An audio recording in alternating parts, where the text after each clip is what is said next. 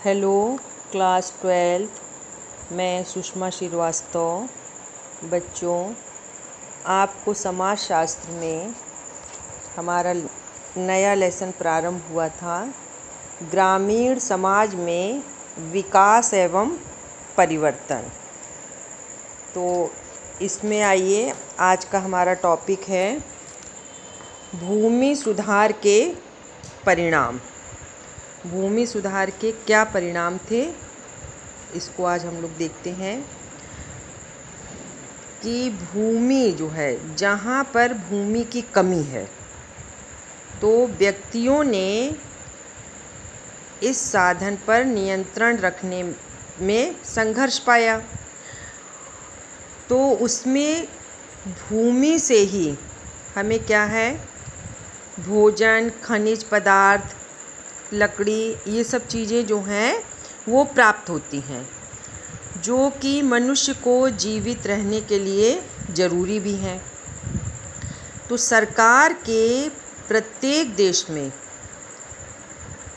एक सुरक्षा तथा स्वतंत्रता से जो है ये देखा गया कि भूमि व्यवस्था जो है वो समूहों के भूमि संबंधी अधिकारियों तथा उन अधिकारियों पर आधारित मानवीय संबंधों की एक व्यवस्था है। तो भूमि जो है, इसमें क्या है, सामाजिक वैज्ञानिकों ने कहा कि अधिकारों का ये गुच्छा नामक अवधारणा का प्रयोग इसके लिए किया गया। और इस अवधारणा के अनुसार पारस्परिक समझौते के अनुसार भूमि के अधिकारों को निश्चित समय के लिए बांटा जा सके। तो जब निश्चित समय के लिए इसको बांटा जा सके तो इसमें जो है एक काश्तकार किराया देने के बाद भूमि का प्रयोग मन चाहे ढंग से कर सकता है। तो जो भूस्वामी थे उन्होंने भूमि पर अधिकारों की व्यवस्था जो है उनसे हटी। फिर इसमें औपनिवेशिक काल, जो औपनिवेशिक काल था, तो जब स्वतंत्र पूर्व भारत में भूस्वामित्व के प्रतिमान, ये हमारा अगला टॉपिक है कि औपनिवेशिक काल स्वतंत्रता पूर्व भारत में भूस्वामित्व के प्रतिमान। तो इसमें क्या हुआ कि व्यक्ति जैसे जैसे कृषि पर निर्भरता व्यक्ति की बढ़ती गई और भूमि व्यवस्था की भी महत्ता जो है वह बढ़ती गई। तो प्रारंभिक काल जो था, प्रारंभिक काल में कोई भूमि व्यवस्था नहीं थी। समय के साथ साथ जनसंख्या बढ़ने से जैसे ही कृषि का महत्व बढ़ा, भूमि व्यवस्था की समस्या भी सामने आ गई। तो पहले क्या था कि मुखियों के पास भूमि वितरण के अधिकार थे। राजा की आय बढ़ाने के लिए लगान लगाए जाने की व्यवस्था थी और राज्य में कुछ कृषकों ने क्या किया इसमें कि उनका संबंध मध्यस्थों से हुआ। और भारत में जो है मध्यकाल में, जब मुसलमानों के आने से पहले, कृषकों का राजा से सीधा संपर्क हो गया। जब उनका सीधा संपर्क राजा से हो गया तो उन्होंने लगान सरकार को देना प्रारंभ किया। लेकिन जब सरकार को देना प्रारंभ किया तो धीरे धीरे बाद में अधिक लगान प्राप्त करने के लिए जमींदारों को लगान एकत्रित करने के अधिकार भी सौंप दिए गए। जब उनको लगान एकत्रित करने के अधिकार सौंपे गए तो स्वतंत्र पूर्व भारत में मुख्य रूप से 3 प्रकार की भूस्वामित्व की व्यवस्थाएं पाई गई। तो उसमें पहली व्यवस्था जो थी वो थी रैयतवाड़ी व्यवस्था। रैयतवाड़ी व्यवस्था। अब देखेंगे कि रैयतवाड़ी व्यवस्था क्या है। रैयतवाड़ी व्यवस्था जो है, इस व्यवस्था में कृषक का राज्य से सीधा संबंध रहता था और जब तक वह निश्चित लगान सरकार को देता रहता था, भूमि पर उसका स्वामित्व बना रहता था। उसी भूमि को बेचने, हस्तांतरण करने तथा गिरवी रखने के अधिकार मिले हुए थे। लेकिन सरकारी लगान वसूलकर्ता कृषक से लगान इकट्ठा करते थे और वह स्वयं सरकारी खजाने में इसे जमा करवा देता था। तो पहले यह व्यवस्था कहाँ लागू हुई थी? सबसे पहले ये व्यवस्था जो है, ये मद्रास में लागू की गई थी। रैयतवाड़ी प्रणाली जो है, मद्रास में सबसे पहले लागू हुई थी, जिसमें प्रत्येक जो भूमि को जोतता था, जोतदार जो होता था, वह सरकार को मालगुजारी स्वयं देता था और उसका नाम रजिस्टर्ड हो जाता था और उसे चाहे वो अपनी भूमि किसी को लगान पर उठा भी सकता था, बेच भी सकता था और गिरवी भी रख सकता था। लेकिन बाद में क्या हुआ कि बाद में यह व्यवस्था बम्बई, मध्य प्रदेश तथा असम में भी लागू हो गई और इसमें लगान फसल की पैदावार के अनुसार लगाया जाता था और कृषक लगान का भुगतान ठीक तरह से नहीं करता तो सरकार उससे क्या करती थी? बेदखल भी कर सकती थी। लेकिन जो भूस्वामित्व की इस व्यवस्था के कुछ गुण भी थे और कुछ उसके साथ इसमें दोष भी थे। तो आइए पहले हम जो है रैयतवाड़ी व्यवस्था के गुण के बारे में समझेंगे कि इसमें कौन कौन से गुण थे। तो इसमें जो गुण थे, इसमें पहला गुण था कि रैयतवाड़ी व्यवस्था में कृषक का सीधा संपर्क सरकार से रहता था, इसलिए उसका शोषण नहीं होता था। किसी भी प्रकार के मध्यस्थों या जिसको बिचौलिया बोलते हैं, उनके होने के कारण सरकार समय पर कृषकों की समस्याएं समझने का प्रयास करती थी और यथासंभव उन्हें दूर भी किया करती थी। फिर दूसरा देखिए इसका गुण, तो इस व्यवस्था में क्या था कि लगान का निर्धारण निश्चित समयांतरण के बाद किया जाता था। फसल अच्छी न होने पर सरकार कृषकों से लिया जाने वाला लगान माफ़ भी कर देती थी, लेकिन जब फसल अच्छी होने पर इसका लाभ सरकार को मिल जाता था, क्योंकि जब फसल अच्छी नहीं होती थी तो सरकार माफ़ कर देती थी और जब अच्छी होती थी तो उसका पूरा सरकार को जो है पूरा सरकार के खाते में चला जाता था।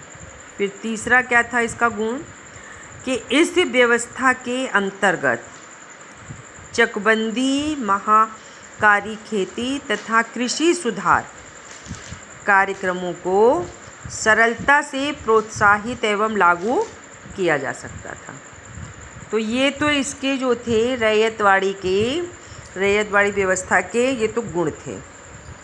अब ये जहाँ पर गुण होते हैं वहाँ पे दोष होते हैं, जहाँ पे अच्छाई होती है वहाँ बुराई होती है और जहाँ सहयोग होता है वहाँ संघर्ष भी पाया जाता है। तो अब इस गुण के साथ इसके दोष देखें कि इसमें दोष क्या था। तो इसमें पहला दोष था कि इस प्रणाली में सरकारी अधिकारी जो लगान तय करते थे तो इसे इकट्ठा भी करते थे, लेकिन कृषकों को थोड़ा बहुत शोषण करते थे। वो उसमें जो है कृषकों का शोषण हुआ करता था। फिर दूसरा कि लगान इकट्ठा करने वाले जो कर्मचारी थे, लगान इकट्ठा करने वाले कर्मचारियों को दिए जाने वाले वेतन के कारण सरकार का काफ़ी खर्चा भी बैठता था, क्योंकि उनको तो वेतन देना पड़ता था, कृषि में उत्पन्न हो या न हो। फिर तीसरा था कि प्रत्येक कृषक का अलग अलग लगान निश्चित होने के कारण ग्रामीण जीवन का सामुदायिक स्वरूप जो है वह समाप्त हो जाता था। किसी को ज़्यादा लगान देनी पड़ती थी, किसी को कम देनी पड़ती थी।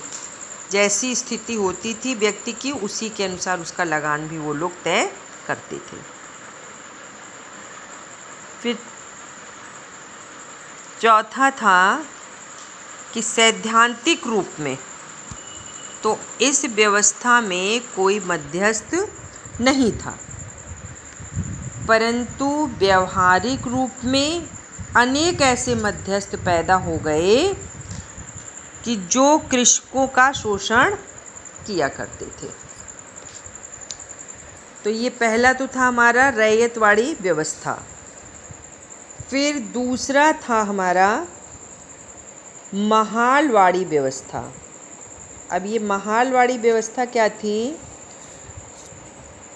यह जो है महालवाड़ी व्यवस्था में पूरा गांव भूमि का स्वामी होता था और तथा मालगुजारी जो थी इसकी का अकेले एक कृषक न होकर के पूरा गांव होता था। इसमें एक लोगों के ऊपर ये कर नहीं लगाया जाता था।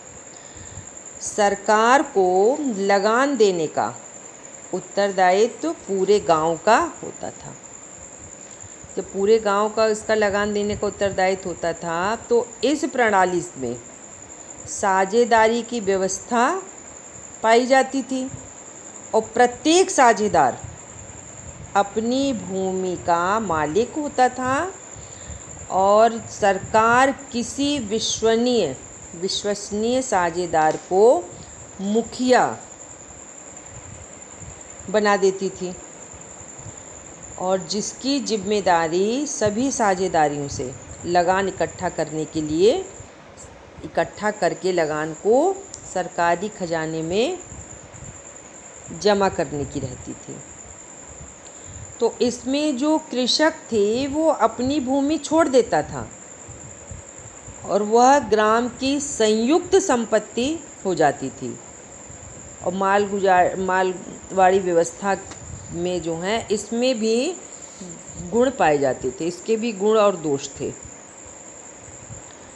तो इसमें जो है क्या गुण था उसको देखेंगे कि इस व्यवस्था में रैयतवाड़ी जो व्यवस्था थी उसे अच्छा माना गया, क्योंकि इसमें व्यक्तिगत स्वतंत्रता के साथ जो है वह सामूहिक साझेदारी भी होती थी। और इसका दूसरा लाभ था कि इस व्यवस्था से कृषकों में सामूहिक चेतना आती थी और कृषक का शोषण नहीं हो पाता था, क्योंकि सारे किसान एक हो जाते थे। और तीसरा था कि इस व्यवस्था में जो काश्तकार जो लोग थे वह शोषण की न्यूनतम संभावना, बहुत कम शोषण इसमें हो पाता था। तो ये तो इसकी मालवाड़ी व्यवस्था के गुण थे। अब इसके दोष देखिए क्या थे। दोष जो थे इसमें ये था कि जो छोटे कृषकों के शोषण की पूरी संभावना होती थी तो वह सोसाइटी केवल नाम की ही होती थी, क्योंकि व्यक्तिगत स्वतंत्रता इतनी थी कि कोई भी कृषक जैसा वह चाहे इसका प्रयोग कर सकता था। और दूसरा इसमें दोष था कि सरकार द्वारा नियुक्ति जो है जिसके ऊपर वह व्यवस्था सौंपी जाती थी, जो उसका विश्वसनीय होता था, जिसे नंबरदार भी कहा करते थे, तो सरकार द्वारा स्वामित्व जो है, जो उसका मालिक कृषकों का, वह शोषण करता था। तो ये तो दो व्यवस्था हो गई थी, पहला रैयतवाड़ी और दूसरा मालवाड़ी। अब तीसरा है इसमें हमारा जमींदारी व्यवस्था। तो जमींदारी व्यवस्था क्या है? इसमें भूमि का स्वामित्व, बीच में कोई जो पड़ता है तो उसको बिचौलिया कहा जाता है। तो इसमें भूमि का स्वामित्व जो है वह बिचौलिया के हाथ में होता है, तो जिन्हें जमींदार कहा जाता था। तो जमींदार क्या करता था, वह कुछ गांवों में अथवा एक गांव का मालिक होता था और वह भूमिहीन कृषकों को,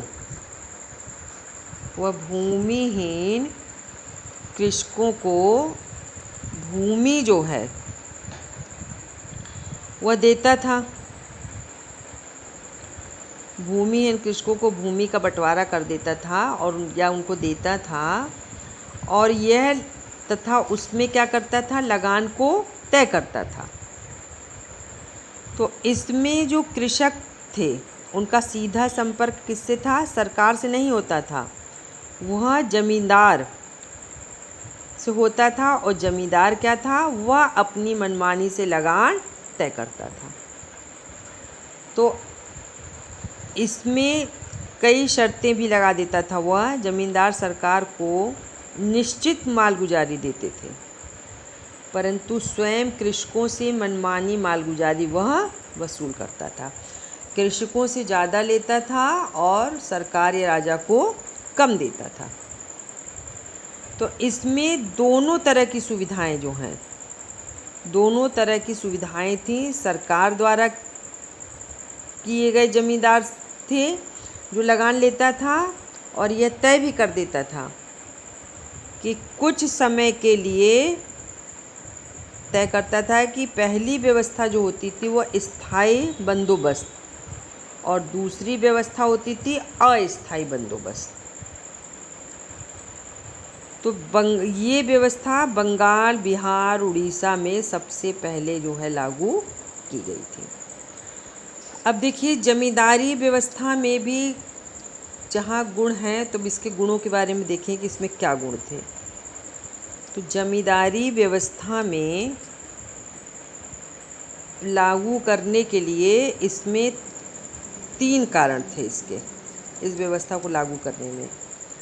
पहला कारण क्या था कि ईस्ट इंडिया कंपनी भारत में ही भी ब्रिटेन जैसी भूमि बंदोबस्त की व्यवस्था का स्थापित करना चाहती थी। और दूसरा था कि प्रशासनिक दृष्टि से यह व्यवस्था ईस्ट इंडिया कंपनी के हित में थी। क्यों? क्योंकि किसान एवं काश्तकारों से अलग अलग लगान वसूल करते थे ये, और उसमें कुछ जमींदार से निश्चित मालगुजारी वसूल करने में उनको सरलता होती थी। फिर दूसरा है कि ईस्ट इंडिया कंपनी जो है वह राजनीतिक दृष्टि से भारत में एक ऐसा विशिष्ट जनसमूह विकसित करना चाहती थी जो किसी भी संकट में अंग्रेज़ों का साथ देने के लिए तत्पर रहे। अंग्रेज़ों का साथ देने के लिए जो है वह तत्पर रहे, और यह व्यवस्था उनके इस उद्देश्य को पूरा भी करती थी। तो ये जो जमींदारी व्यवस्था थी यह शोषण की दृष्टि से दूसरी व्यवस्थाओं से बुरी मानी जाती थी, क्योंकि इसमें जमींदार काश्तकारों का पूरा शोषण करते थे और उसके प्रति कोई हमदर्दी नहीं हुआ करती थी। तो इस प्रणाली से एक विलासी वर्ग अथवा विशिष्ट जनों का वर्ग भी विकसित हुआ, जो स्वयं से खेती नहीं कराता था, दूसरों का शोषण करता था। तो ये जो है औपनिवेशिक काल जो है, इसमें स्वतंत्र पूर्व भारत में भूस्वामित्व के प्रतिमान, तो इसमें जो है भूस्वामित्व के प्रतिमान में 3 तरह की व्यवस्थाएं बताई गई थी। पहला था रैयतवाड़ी व्यवस्था, दूसरा था महालवाड़ी व्यवस्था और तीसरा था जमींदारी व्यवस्था। अब हम लोग देखेंगे अगला पॉइंट हमारा जो है, उसमें हम लोग ये देखेंगे कि स्वतंत्रता पश्चात भारत में भूस्वामित्व के क्या प्रतिमान थे। तो स्वतंत्रता पश्चात जो है भारत में भूस्वामी के प्रतिमान जो हैं, जब अंग्रेज शासन में भारत में प्रचलित भूमि व्यवस्था के अवगुण जो थे, सरकार के सामने आए, तो अंग्रेज़ों ने क्या किया, इनमें सुधार करने का प्रयास किया। जो उसमें अवगुण थे उनको दूर करने का अंग्रेज़ों ने प्रयास किया, लेकिन उसके बाद अधिक सफलता अंग्रेज़ को नहीं मिल पाई। तो सन 1938 में फ्लाउड कमीशन की स्थापना, 1938 में फ्लाउड कमीशन की स्थापना जो है वह इसी उद्देश्य से की गई थी कि सन 1947 में 1947 में कांग्रेस कृषि सुधार कमेटी ने फ्लाइट कमीशन की तरह बिचौलियों, जो जमींदार हुए ना, बिचौली जमींदारों को समाप्त करने का निश्चय किया। जब जमींदार का उन्मूलन जो है वह आर्थिक शोषण एवं उनके द्वारा किए जाने वाले अत्याचारों के कारण यह जरूरी हो गया कि राजनीतिक दृष्टि से भी इसको जरूरी किया गया, क्योंकि जमींदार तथा कृषकों में भी प्रायः संघर्ष होते रहते थे। तो स्वतंत्रता प्राप्ति के पश्चात जमींदारी व्यवस्था को समाप्त कर दिया गया और भूमि सुधारों का आधारभूत उद्देश्य यह हो गया कि वास्तविक उत्पादन का राज्य से प्रत्येक संबंध स्थापित किया जाए। जमीन जोतने वाले को ही एक नवीन विचारधारा से जमींदारी प्रथा को समाप्त करने की प्रेरणा दी। तो जो इनका ये उद्देश्य था, इसी उद्देश्य की पूर्ति के लिए जो बिचौलिए को समाप्त किया गया। तो स्वतंत्रता प्राप्ति के पश्चात नवीन परिवर्तित परिस्थितियों में जमींदारी जो थी, नवीन परिस्थितियों में जमींदारी को कृषकों में जब संघर्ष होने लगा,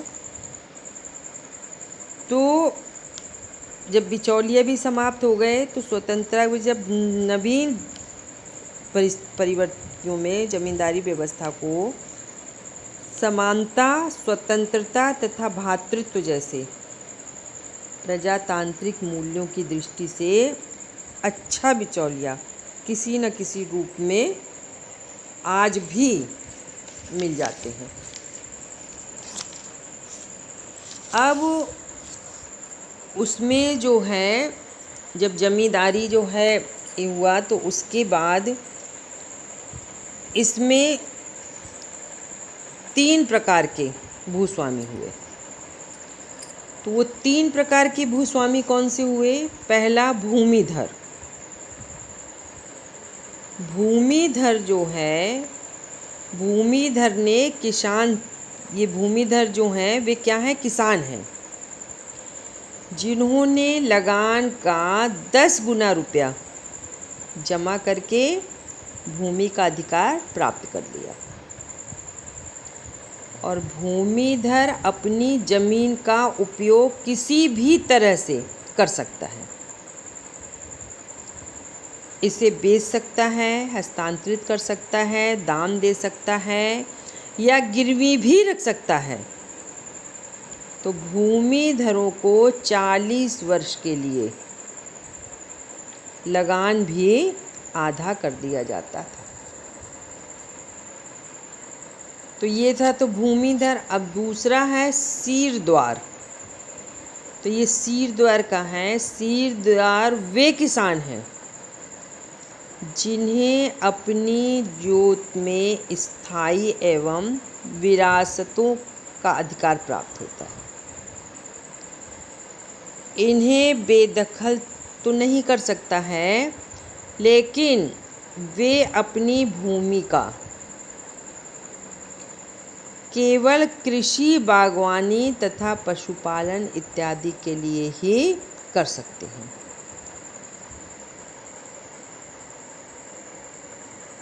इसे बेच नहीं सकते।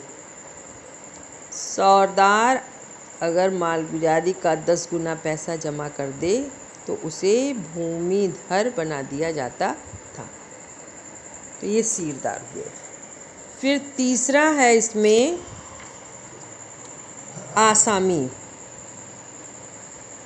आसामी क्या होते थे? आसामी जो हैं उन काश्तकार को कहते थे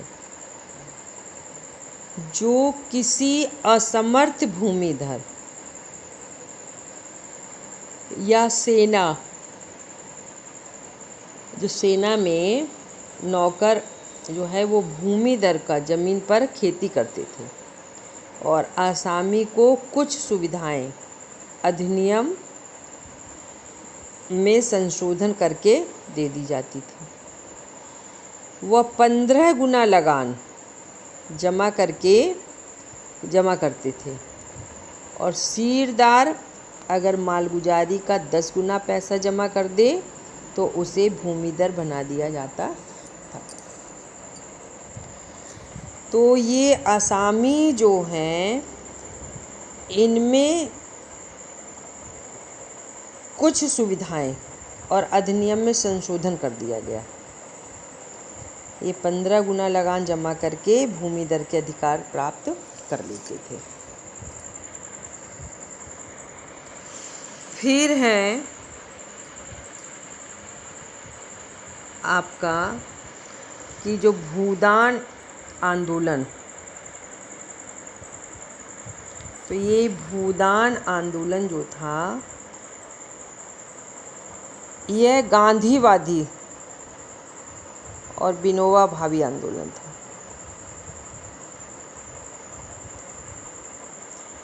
यह एक ऐसा आंदोलन था कि इस आंदोलन को भूदान यज्ञ या व्यापक आंदोलन इसको कहते थे, जिसका उद्देश्य था कि जीवन के सभी पहलुओं में सुधार करना। और आज के युग में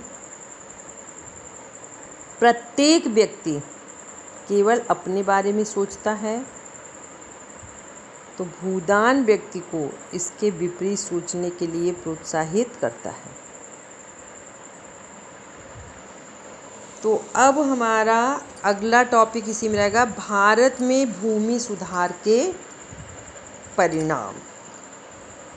कि भारत में भूमि सुधार के क्या परिणाम हुए। तो भारत ने स्वतंत्रता प्राप्ति के पश्चात थोड़ी सी अवधि में अनेक भूमि सुधारों के लिए अधिनियम पारित करके, तो पहले जो था संसार में विशिष्टता ग्रहण कर ली। इस सब के बावजूद जो है भूमि सुधार के विषय में विचार करने वाले यह मानते थे कि भूमि की समस्याएं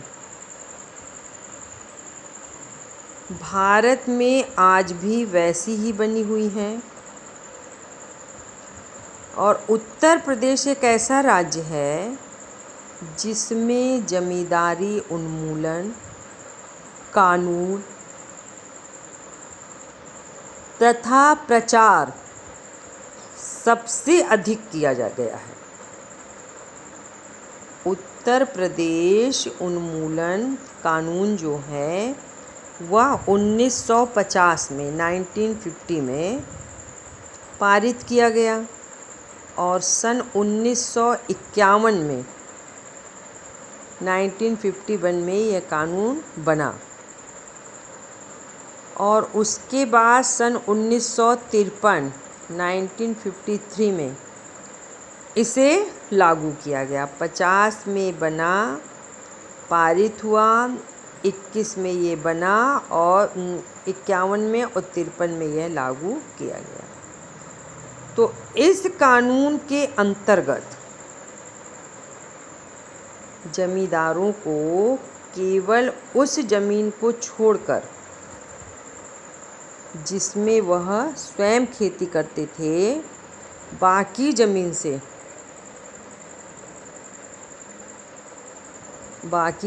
से जो है बेदखल कर दिया गया।